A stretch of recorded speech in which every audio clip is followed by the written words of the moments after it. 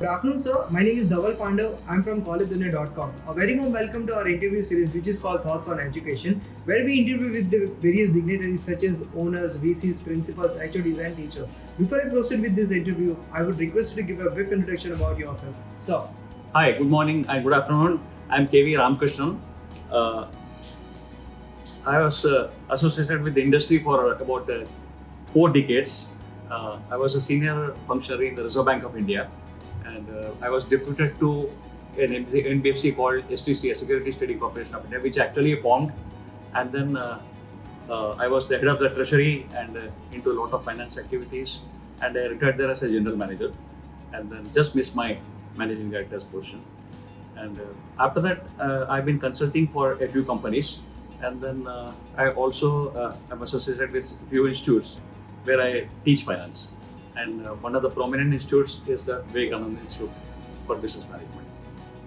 It was really nice knowing about you and your experience. So my first question is, how did you have the association with Vivekanand Business School? Yeah, you see, Vivekanand Educational Trust is a huge one. It's one of the very well-known educational trusts in Mumbai, spanning about 18 to 20 colleges of various categories, and management school and engineering colleges, they are one of them. So I was proficient in finance, and I wanted to impart whatever I have learned in my career to students. So I thought that the best way is to join an institute and then start teaching the students the nuances of finance.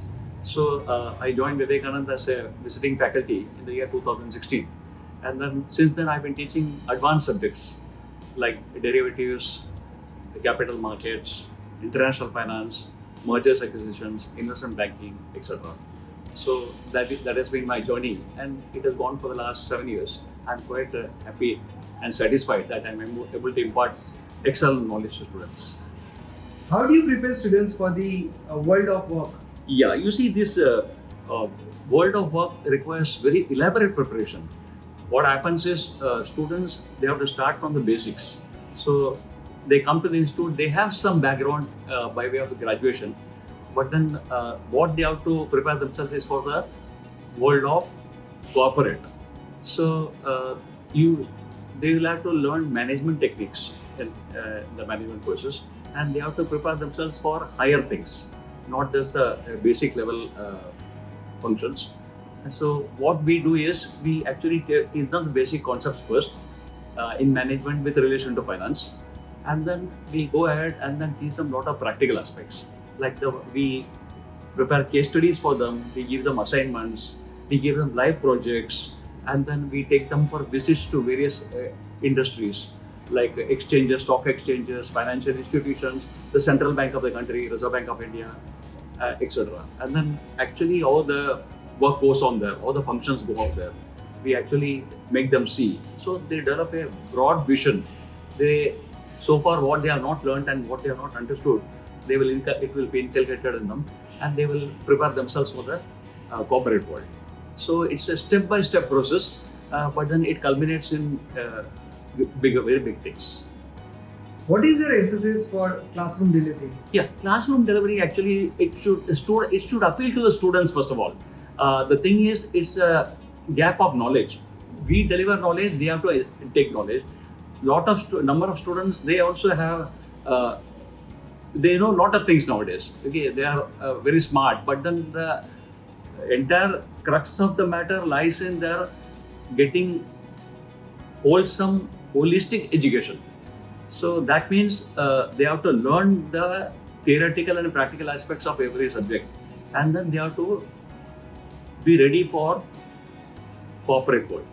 So what we do is we give them a lot of assignments, we give them a lot of practical work, we show videos, audios, and then by experts, global experts, and then we conduct role model plays in the class, and then give them tests, and then see how they are, and then groom them and nurture them. So everybody won't be the same. So you have to groom them, nurture them, and then make them really good citizens of the society.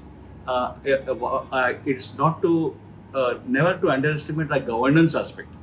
It's very, very important. They have to learn to do things and of course earn commercial profits by genuine governance methods, not by what we call shortcuts. This is one of the very important things we teach them so that they become better citizens of the society. What do you see as the greatest strength of VBS? Yeah, the greatest strength of VBS is to actually, it's actually the education imparted by VBS is innovative. Innovative in the sense it has got one-to-one interaction with the faculties. We have got mentoring groups where students are allocated teachers or professors who actually take them into the mold, treat them as if they are their own, treat them as if they are their own asset, and then they actually groom them, nurture them, and then what we call imbibe in them the importance of learning what is going on in the present world. You see, the world of finance especially, it's undergone a lot of paradigm changes. It's like, developed like anything. What was there 5-10 years back? Whether you take the payment system, whether you take the what you call digital currencies, and whether you take the other cyber protection systems, all sorts of developments have taken place in the world of finance. So what they have learned about 10 years back would be slightly outdated. So we have to teach them the latest things. And another important factor I want to mention is the advent of artificial intelligence and what you call machine learning, along with business analytics. So finance students are given a grill even in those areas. Those who are interested, we encourage them to do these courses and then prepare themselves for the corporate world. They'll be definitely in demand if they actually take up this digital and what you call this sort of technological functions. As a visiting faculty, what would you like to people to know about VBS they may not know? Yeah, one thing is VBS treats students with warmth. That is very important. It's not that the formal or the cold professor-student relationship where the professor dominates. Students are treated as equals. Because students also have knowledge. So what we take them into our fold, we mentor them, we nurture them, we groom them, and then we actually show them around our beautiful libraries where they can spend a lot of time. It's their second home actually. These libraries are their second home where they willingly would come and gain knowledge. And then we also conduct for them a lot of cultural activities for leisure. Sporting activities, cultural activities. We conduct a big literature festival where, like no college does. All the important laureates in the field of literature and what you call arts and fine arts, they come and then they impart their experience and their knowledge, etc. in these seminars. So we really, give students kind of experience which probably they may not get in other colleges.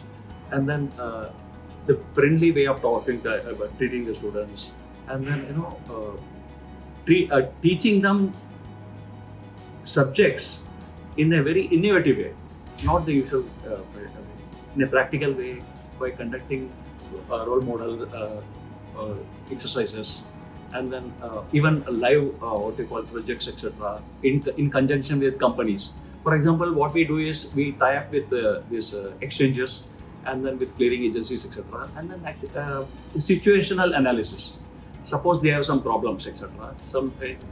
There are problems every day, and solutions have to be found. So we actually take out some of the problems, give it to the students, and ask them to give suggestions. The students are also brainy, so that will set their innovative brain thinking.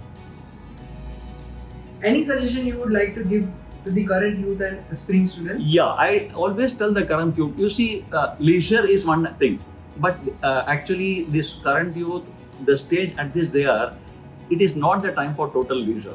They have to work very hard and they have to do a lot of reading. Reading is a must because they have to gain knowledge. Knowledge is power. Okay, so they can become supreme and they can be superior individuals and excel themselves exceedingly well in the corporate world if they are to actually get a lot of knowledge. Reading is one thing. Secondly, always keep your eyes and ears open for all the developments of the world. What is happening yesterday and what has happened today, it could be totally different. That yesterday's events could become outdated. So we tell them always pick up the latest things. Keep your eyes and ears open and then read well. and then what we call be good human beings. That's also very important. You have to be good human beings. You must have good values. You must actually respect the society, and you must set yourself as model citizens for others in this world. That's the way we actually bring up the students. It was a pleasure talking to you and interviewing on thoughts on education. Thank you so much, sir. Thank you.